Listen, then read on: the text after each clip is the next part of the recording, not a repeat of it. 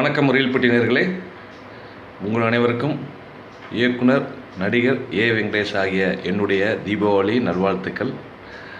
இப்போது வினய் நடிக்கிற நேத்ரா என்ற படப்பிடிப்பில் இருக்கிறேன்.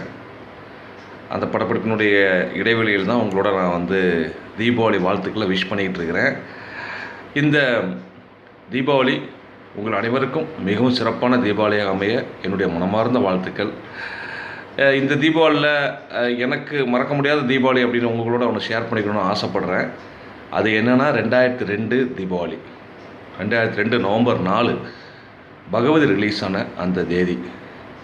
ஏன் எனக்கு அது பர்டிகுலர் ரொம்ப மறக்க முடியாத தீபாவளின்னா, அந்த படம் ரிலீஸ் ஆகிறப்போ கூடவே வில்லன் அஜித் சார் நடித்தது, ரமணா விஜயகாந்த் சார் நடித்தது இதெல்லாம் ரிலீஸ் ஆகுது. ஸோ அந்த தீபாவளி திரையுலகத்தில் ஒரு பரபரப்பாக இருக்குது. 3 பெரிய ஹீரோக்கள் படம் வருது, 3 பெரிய பட்ஜெட் படங்கள் அப்படின்னு. எனக்கு அந்த தீபாவளிக்கு முதல் நாள் ஃபுல்லாக தூங்கவே இல்லை.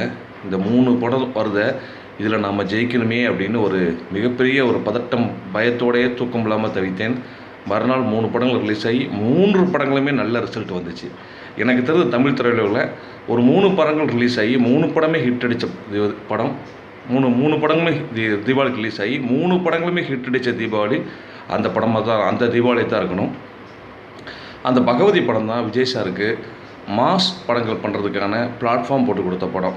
அதற்கப்புறம் திருமலை, அதன் பிறகு வரிசையாக அவருடைய கிராஃப் ஏறி இன்றைக்கி ஒரு மாஸ் ஹீரோ ஆகிட்டார்.